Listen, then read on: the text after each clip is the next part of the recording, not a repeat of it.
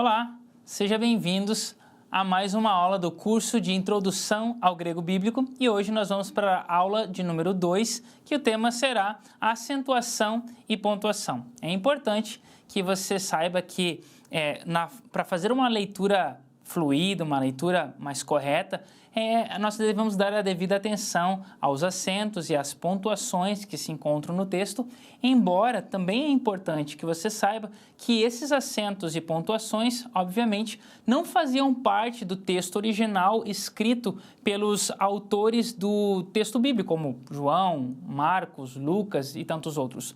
Porque naquela época, infelizmente, esses acentos ainda não tinham sido inventados e no decorrer do tempo, especialmente dentro daquele período que a gente viu, que é o período bizantino, eles foram inventados e foram acrescidos ao texto a fim de que ficasse uma leitura melhor, uma leitura mais correta, mais fluida e mais precisa quando qualquer leitor do texto fizesse essa leitura. Então é importante que a gente saiba isso, porque se você pegar hoje uma Bíblia moderna, de grego ou até mesmo de grego bíblico do Novo Testamento ou até mesmo do Antigo Testamento, a versão da Septuaginta, você vai encontrar essas pontuações, esses detalhes, esses acentos, e para que você faça uma leitura melhor, é importante que você saiba disso e é isso que nós vamos ver nessa aula.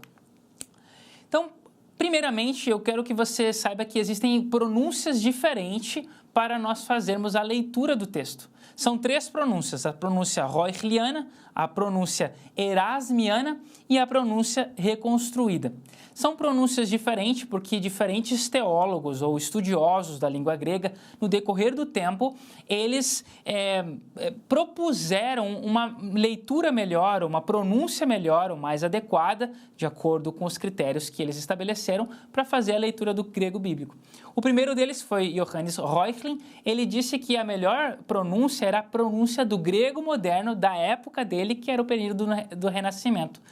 E, embora isso foi discutido, foi debatido por vários outros teólogos, e nessa confusão entre teólogos surgiu um outro teólogo chamado Erasmo de Roterdã, e ele propôs uma nova forma de ler o texto. Essa pronúncia, baseada neste teólogo e estudioso chamado Erasmo, ele escreveu um livro e neste livro ele propõe então uma nova forma de fazer a leitura do grego. E nessa nova forma ele utilizou especialmente o grego ático, que era o grego, o estilo de grego principal utilizado na época do grego clássico, dos escritos de Heródoto, dos escritos de Platão.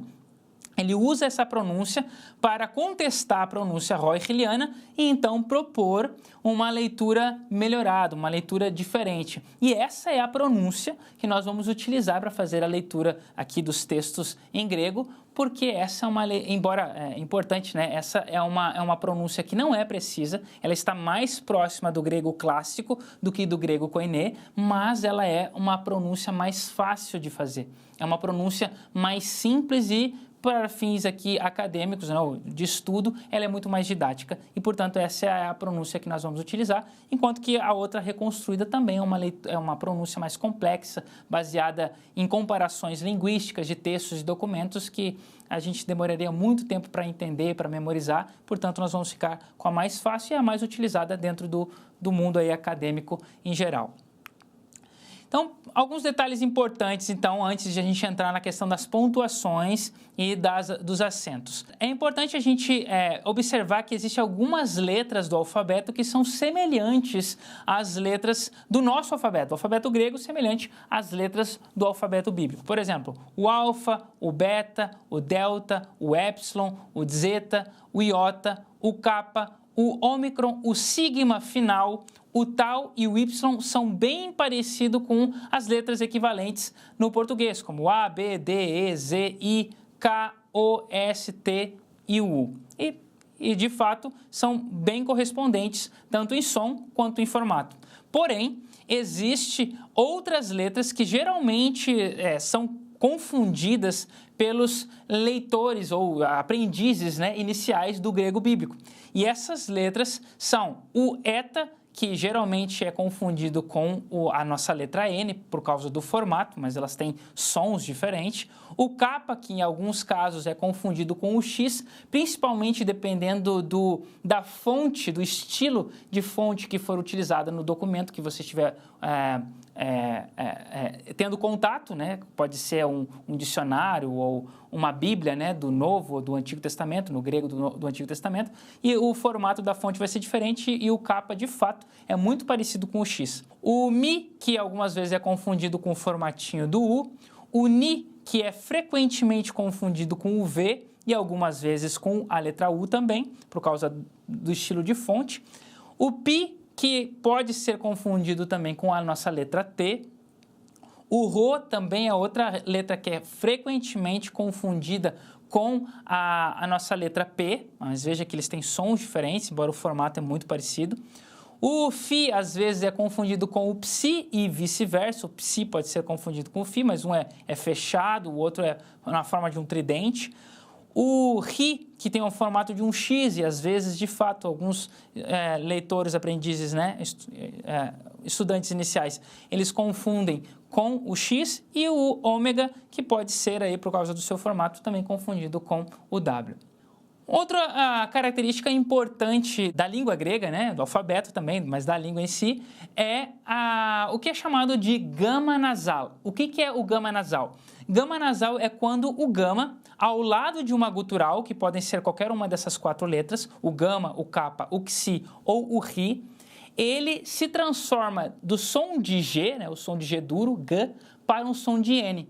Então, ele muda de som quando ele quando após ele, né, depois dele, quando ele é precedido por uma letra gutural, uma dessas 4 letras. Então, veja um exemplo aqui, essa palavra aqui, que é a palavra para anjo em grego. Então, nós temos 2 vezes a letra gama aparecendo na palavra, uma na sequência da outra, ou seja, eu tenho um gama seguido de uma gutural, que é ele mesmo.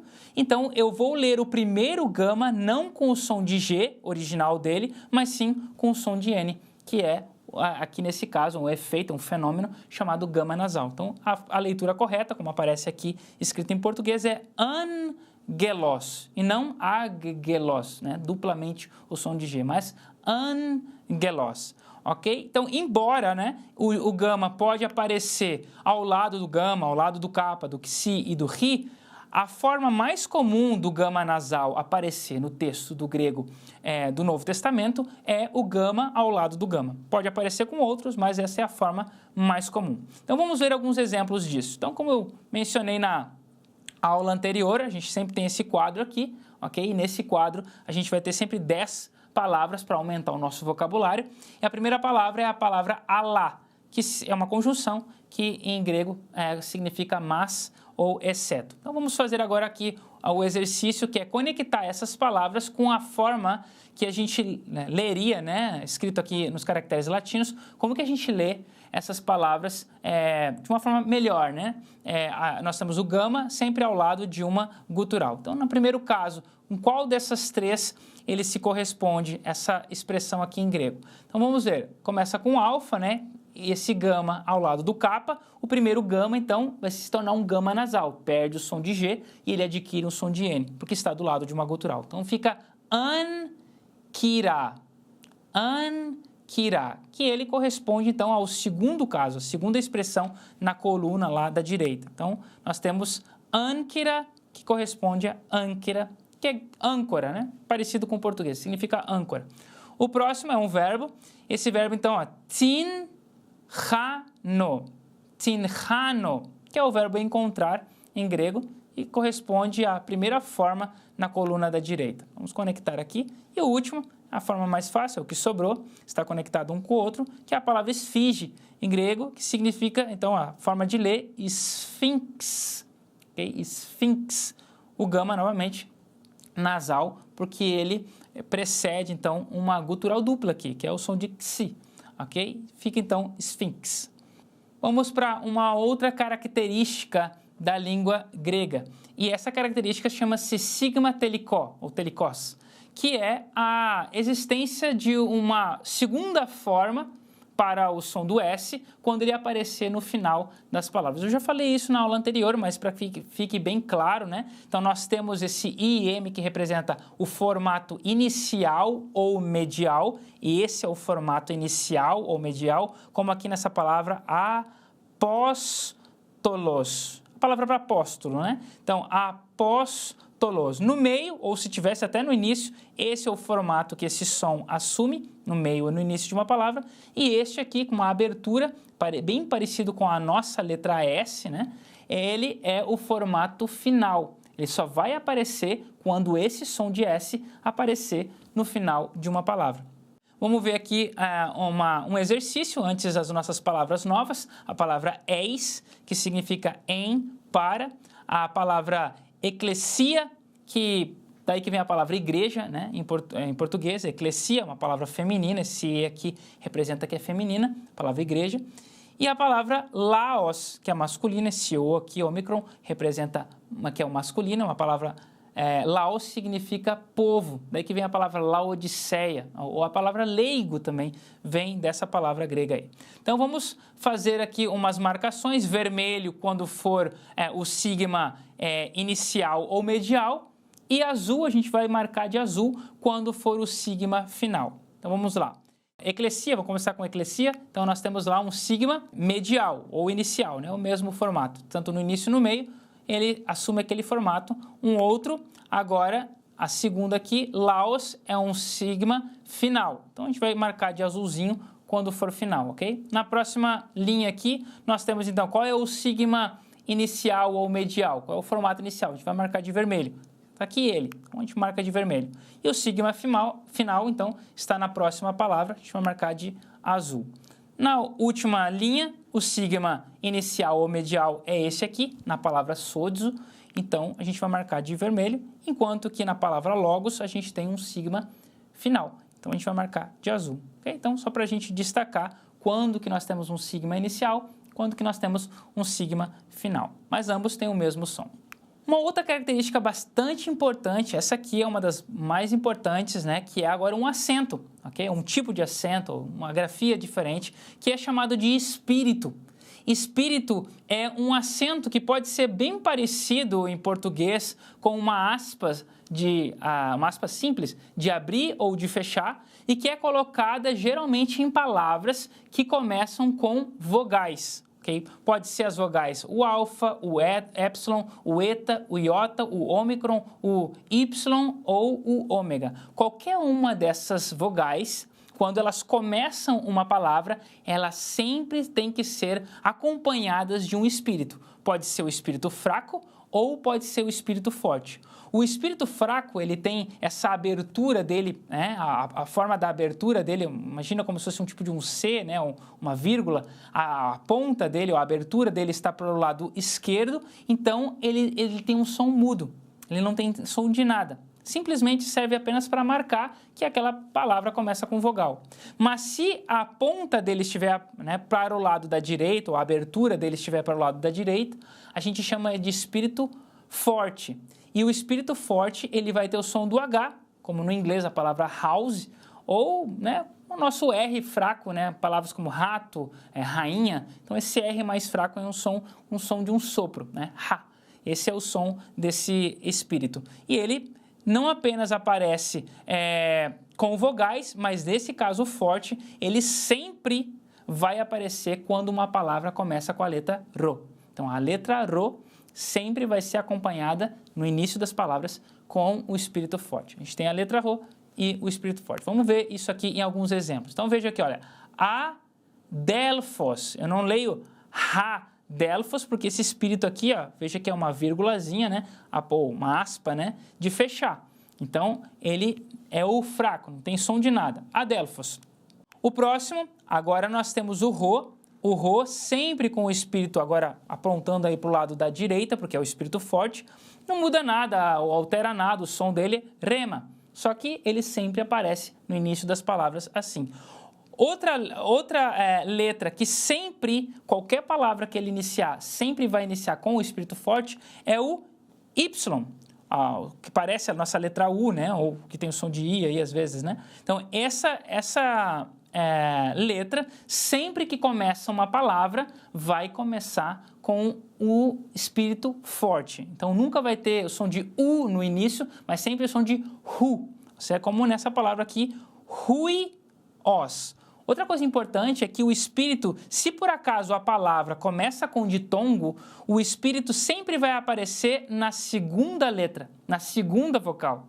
Então, o ditongo é um encontro de vogais, né? Então, na segunda vogal é onde vai aparecer o espírito, mas nós vamos lê-lo como se ele estivesse começando a palavra. Então, como ele tem o som de R, eu vou ler aqui no começo. Ruios, ok? Não uri-os, ok? Ou iri-os, certo? Então, sempre que uma palavra começa com ro ou com y, sempre vai começar com o espírito forte. E um último caso é que toda vez que eu tenho uma palavra que começa com letra maiúscula, o espírito geralmente vai ser escrito antes, né? O lado esquerdo da letra maiúscula. Então, ele vai anteceder a letra, ok? Esse é um caso diferente quando a palavra começa com letra maiúscula. Vamos ver isso agora aqui num exemplo. Antes, vamos ver as palavras novas. A palavra Jesus, que é o nome de Jesus, é um nome próprio, e a palavra que é um hebraísmo aqui, né? Uma palavra hebraica que foi colocada, foi falada, né? em grego, que é rabi, que começa aí, ó, com o ro e com o espírito forte, que é uma palavra masculina, que significa rabi ou rabino em português e também, literalmente, significa mestre. Então, vamos destacar aqui, ó, nessas palavras gregas, quando ela contiver nela o espírito fraco, a gente escolhe, vai circular aquele emoji que está triste, está fraco, está doente, né? E quando a palavra começar com o espírito forte, a gente vai escolher o emoji que tem o bracinho forte. Então, olha, nós olhamos aqui, a abertura está para o lado esquerdo, então é fraco, aion. Então, a gente vai circular o fraco. Nessa palavra, como eu disse, a regra é bem simples, sempre que começar com ro ou com y, sempre vai ser o espírito forte, e aqui, de fato, a abertura está para o lado da direita, então é o espírito forte. Então, rabi é o espírito forte, a gente vai escolher o emoji fortinho lá. E Jesus, aqui a gente tem uma palavra que tem uma letra maiúscula, então o espírito está do lado esquerdo dela, a abertura para o lado esquerdo também, então é fraco, a gente marca o fraco. E por último, a palavra remera, que é a palavra dia em grego, e nós temos o espírito forte e, portanto, a gente vai marcar então o emoji forte. Vamos para mais outra regra. Essa regra, na verdade, não é uma regra, mas é uma classificação. De acordo com a forma que você pronuncia na sua boca, que você usa a sua caixa acústica, né, que é a nossa boca, tudo que compõe a boca, né, por dentro da boca especialmente, como a gente pronuncia cada letra é pronunciada em pontos diferentes, utilizando recursos diferentes do nosso aparelho fonador, a gente utiliza e isso faz um som diferente das consoantes. Então, assim a gente classifica as consoantes de formas diferentes. Nós temos as consoantes labiais, que são as consoantes que são produzidas geralmente nos lábios, ok? Então, por exemplo, uma consoante labial surda é o pi, ok? Que é p, esse som aqui, por isso é surdo, porque é aqui, sem colocar vogal alguma, a letra bruta, né? P, esse é o som. Sonoro, que é o B, que a gente faz aqui, b, b, b, ele geralmente vai ter um sonzinho junto com ele. Aspirada, que é um som fluido, sem explosão, um som contínuo, que é o fi. E dupla é quando a gente tem a união de qualquer uma dessas labiais, o pi, o beta e o fi, mais um sigma, que é uma sibilante, então vai produzir ps, ok? Que é o psi, que é uma dupla. Guturais, na classe das guturais, a gente tem o kappa, o gama e o ri, e qualquer uma delas com uma sibilante, a gente tem o xi. As dentais, que é produzidas então, né, só um detalhe, né, as guturais então são produzidas na garganta, né, e as dentais são produzidas geralmente com a língua tocando o dente. E, então, as surdas são o tal, né, esse som aqui, sonoro, né, dental é o som do delta, d, e aspirada, que é um som mais contínuo, é o theta, um som fluido. E a união de qualquer uma delas com uma sibilante forma uma dupla, que é o dz, o dzeta. E por último, nós temos as líquidas, embora o mi, ele pode ser considerado uma labial, né, porque é produzida aqui, mas aqui na classificação grega é importante que você entenda elas como líquidas. Então é o lambda, o mi, o ni e o rho, eles são líquidas. Ok? E por último, a sibilante, que eu mais ou menos já falei, que sempre é o S. Pode ser o S, né, o som de S, o sigma, que pode ser o inicial, o medial, ou esse aqui, que é o formato final. São as sibilantes. Por que isso é importante? É preciso decorar tudo isso? Não, é preciso entender isso. E isso é importante, principalmente quando a gente chegar com os verbos. Porque há algumas modificações que os verbos fazem com o seu radical e com essas características, né, das classes que as consoantes fazem parte. Então é importante saber disso. Vamos para os ditongos. Existem dois tipos de ditongos em grego. O ditongo próprio, que são esses aqui, ou eles são acompanhados do iota, ou são acompanhados do y, como ai, ei, oi, ui, ou au, el, ol e eu, embora, perceba, este som aqui, na verdade, não é pronunciado ou, mas ele deve ser pronunciado como um som só, u. Então, toda vez que você vê no texto o ômicron ao lado do y, você vai pronunciá-lo como u. Okay? Essa é a pronúncia correta. É o único ditongo que não é lido cada vogal do ditongo, mas como uma vogal só. E nós temos os ditongos impróprios. Então, próprios é quando existem as duas vogais uma ao lado da outra. O impróprio é quando uma dessas vogais ela é assimilada por uma vogal dominante e ela aparece de uma forma sobrescrita, ok? Ela aparece embaixo. E geralmente essa letra, né, essa vogal, vai ser o iota. Como eu tenho aqui o alfa e embaixo ali você tem o iota, o eta, e o iota embaixo, e o ômega e o iota. São só as três possibilidades de eu construir, né, de nós construirmos um ditongo impróprio. Isso acontece por causa da evolução da língua, mas perceba, este iota nunca deve ser pronunciado. Então, o alfa com iota sobrescrito é A, o eta com iota sobrescrito é E, e o ômega com iota sobrescrito é O. Portanto, nessa palavra nós vamos ler o-on, ok? Agora, se por acaso essa palavra aparecer no início de uma frase, né, no início de um parágrafo e ela for escrita com letra maiúscula, então o iota que estava sobrescrito ele volta para o texto de uma forma adscrita, ou seja, junto ao texto, como aparece aqui, a palavra on, essa é a forma comum, mas quando ela é escrita com a letra maiúscula, o ômega, letra maiúscula, o iota aparece ao lado, e aí sim nós vamos lê-lo oion.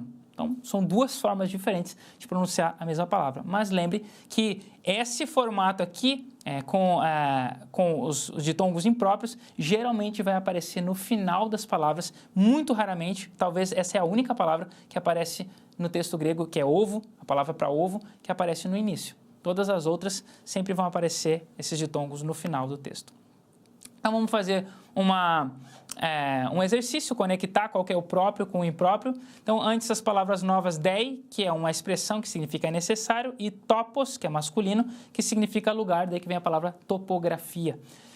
Então, on, a gente já sabe que tem um iota sobrescrito, então ele é um impróprio, vamos conectar lá com o impróprio. Dei é junto ao texto, então é próprio, conectar lá. Eirene, ei aqui, essa primeiro aqui a gente sabe que é próprio, mas o que está destacado, ele é impróprio, porque tem o iota sobrescrito, então vou marcar ali no impróprio. E aqui o destacado é o ai, então é próprio, porque está junto ao texto, a gente vai marcar lá em cima, próprio. E vamos para mais uma regra, que agora são regras de acentos. A gente pode dizer que nós temos 3 acentos em grego. O acento agudo, o acento grave e o acento circunflexo, e dois acentos diferenciais, que não são em si um acento, né, que marca uma sílaba tônica, mas ele faz uma diferença no texto. Então, o primeiro é o apóstrofo. E para que serve o apóstrofo? Ele serve para mostrar que houve uma letra, geralmente uma vogal, no final de uma palavra, que ela foi engolida, ela foi assimilada, ela foi perdida. E por quê? Por questões fonéticas, para conectar essa palavra com a próxima. São 2 palavras que vão terminar com vogal, a primeira termina com vogal e a próxima... A primeira palavra termina em vogal e a próxima começa com vogal. Então, para que não tenha esse encontro de vogais, né, de uma palavra para outra, a primeira palavra que termina com vogal perde essa vogal e aí então a gente conecta a sua consoante com a vogal seguinte. Veja um exemplo aqui, ó. Apó, autu. Apó termina com vogal e autu começa com vogal. Então, esse ômicron do O aqui, do apó, cai fora. A gente coloca para mostrar que houve uma queda de alguma coisa, que no caso foi a letra O, o ômicron. A gente coloca um apóstrofo e fica apautu. Nós lemos como uma palavra só, apautu. A diérese é esses dois pontinhos, equivalente ao trema em português, serve para mostrar que no texto nós não temos um ditongo. Significa que a próxima letra, que geralmente vai ser o iota ou o y, não faz parte como um ditongo com a vogal anterior. Por exemplo, né, o nome de Moisés que a gente tem aqui. Eu não vou ler isso como Mou-ses, ok? Porque geralmente o y, como ditongo, ele sempre vale o U. Quando ele está sozinho, ele sempre vale o som de U, né? Aquele I com biquinho. Mas aqui, então, como ele tem o trema, significa que ele não faz ditongo com o ômega. Portanto, eu vou lê-lo como o som original dele, que é o som de I com biquinho. Então, Mo-u-ses, ou Moisés, que é Moisés para nós, ok? Então, o trema indica que ele não faz ditongo com o ômega. Para isso que serve a diérese, para mostrar essa relação entre as vogais que não estão conectadas, não são parte de um conjunto, não é um ditongo próprio. O acento agudo serve simplesmente para marcar a sílaba tônica, ok? Igual na nossa língua. O acento grave, eu não marquei aqui o acento grave, mas o acento grave ele é o contrário do acento agudo, mas também só serve para marcar a sílaba tônica. Ele não faz nada diferente, ele simplesmente aparece em palavras que são monossílabos, como essa aqui, cai, é um monossílabo, então ele vai mostrar que a relação dele, essa palavra está conectada com a próxima, ou a próxima está conectada com a anterior. Se são palavras pequenininhas, monossílabos, marca esse acento, o acento indica que essas duas palavras estão conectadas. Então, um acento vai estar apontando para um lado, o outro acento para o outro, então indica que essas palavras estão conectadas. E o acento circunflexo, que dependendo da fonte, que é a sua Bíblia, ou que o seu texto que você está estudando, ele utiliza, pode ser um tio, como é a fonte que eu estou usando aqui, ou pode ser o formato de um acento circunflexo, só que não tão pontudo, mas mais arredondadinho em cima. Não pontudo, mas arredondado, é um outro formato também de se escrever esse circunflexo aqui, e ele também serve para marcar tipos de sílaba tônica em grego. Vamos ver quais são os tipos de sílaba tônicas. Primeiramente, todas as palavras em grego são acentuadas, todas são acentuadas, ok? Só exceto as proclíticas e enclíticas. O que é isso? São palavras pequenas que vêm antes ou depois de outra palavra. Por exemplo, se eu falasse o verbo falou-me, esse me é uma enclítica, ela vem depois, é uma palavrinha pequena que ela depende o seu acento da palavra anterior, que é o verbo falou. E a mesma coisa se eu dissesse eu falei, esse eu é uma palavra pequena que depende do seu acento, é uma proclítica, depende do acento da próxima. Isso acontece em grego, então essas palavrinhas pequenininhas às vezes não são acentuadas. Quais são as sílabas? A gente tem primeira, segunda e terceira sílaba. Então, na última sílaba, se tiver um acento agudo, é oxítona. Se for na penúltima sílaba, é paroxítona. Se for na antepenúltima, é proparoxítona, igual é no português. Agora, se for oxítona, também pode receber, né, com monossílabos, né, o acento agudo se transforma no grave. E se nós tivermos, né, só dois casos, se a sílaba tônica for a última com o circunflexo, é perispômena, e se for o acento circunflexo na penúltima, é properispômena. Isso nada é importante você saber ou identificar, só para que você saiba como que funciona os acentos na hora da leitura, são esses tipos de acentos. O mais importante é que você viu o acento, é ali que você deve dar a ênfase na pronúncia, na leitura da palavra.